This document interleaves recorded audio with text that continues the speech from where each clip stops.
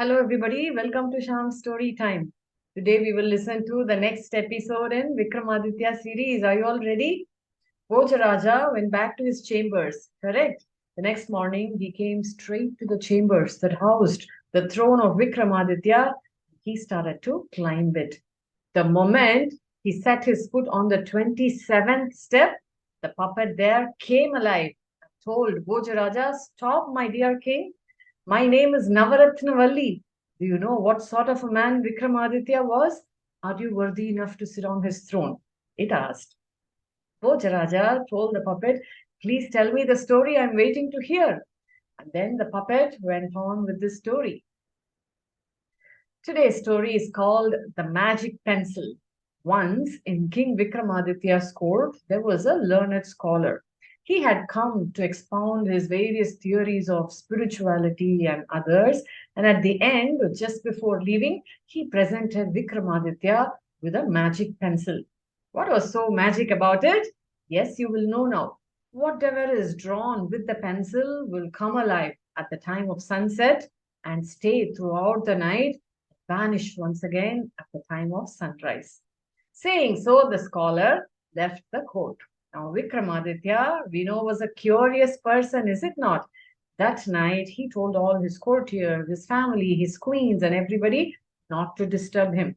So he went into a separate mansion that was reserved only for the king. He closed all the doors, and inside on the walls, he started to draw the pictures of gods and goddesses. He waited for sunset. Exactly at sunset, all the gods and goddesses came alive. Vikramaditya was spellbound. He had long conversations with all the gods. The god of wealth told Vikramaditya how he can make his entire city prosperous, how he can make his treasury swell, how he can make sure that all his subjects are prosperous as well. Vikramaditya got to know all of them. Then the god of wisdom talked to him about all the knowledge that he can gain. Like this, different gods and goddesses had long conversations with the king. The entire night he was busy talking to all of them. At sunrise, they all became mere pictures on the wall. Now, Vikramaditya was so happy, excited at the same time. He went back to his court to attend to the state affairs. He was actually waiting for the evening. As soon as it was evening, Vikramaditya quickly came to his own mansion, shut all the doors, and today he drew pictures of war elephants, horses, warriors, and soldiers. He waited for sunset, and as was expected, all of them came alive at sunset. Then he had long conversations with the warriors, the soldiers. He got to see a parade of all the war elephants and horses. He got to know weaponry. Even though he had learned so much in his life, he got to know new techniques of weaponry and warfare. He was very happy. At sunrise, all of them became mere pictures on the wall. Again, he waited for the next evening. He came quickly to his chambers after the state affairs locked the doors.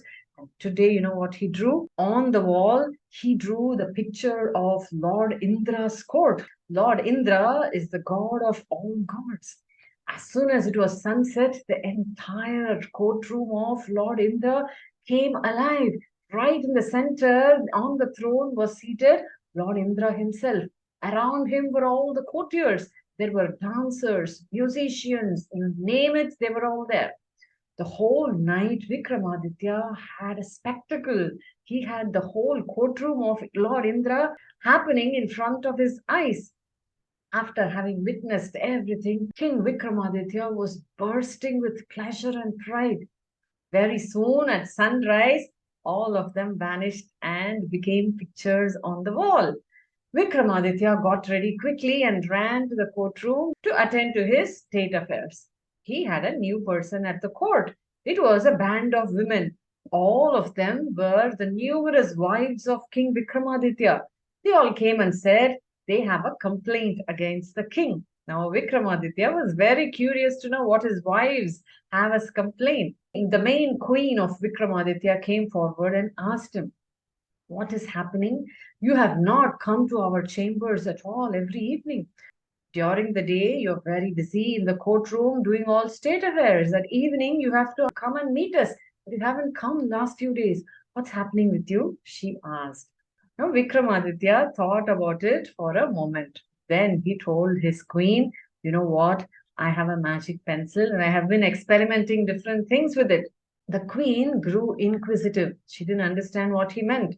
Immediately, Vikramaditya brought the magic pencil and told her about how the scholar had come and gifted him the pencil and all about it. How the pictures drawn come alive at sunset and vanish during sunrise. He also shared his experience of all these pictures that came alive in the last few days and what all he shared with them.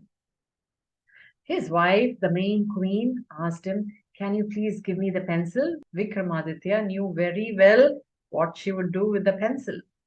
Despite that, he gave it to her. The moment the queen got it in her hand, she just broke it into two pieces and threw it in the fire. Because she wanted Vikramaditya, who would be very tired at the end of the day, to come to her chambers, rest and take care of his health, but not draw pictures and have conversations throughout the night. Because she was very, very caring about her beloved husband and King Vikramaditya. You might think that Vikramaditya got angry on her, but that's not so at all. He laughed at his queens and told them that he would visit them at the end of the day after attending to the state affairs. The puppet there stopped the story and told Bhojaraja, do you understand what sort of a person Vikramaditya was? Bhojaraja was very happy, all because he had now heard another story of Vikramaditya. He quickly walked back to his chambers. Did he come back the next day? You have to wait for the next episode. Did you all enjoy today's story? If you did, subscribe to my YouTube channel, Shyam's Storytime. You will have access to all the stories I upload. My name is Shamala and I'm a passionate storyteller. I will meet you in the next episode. Bye-bye.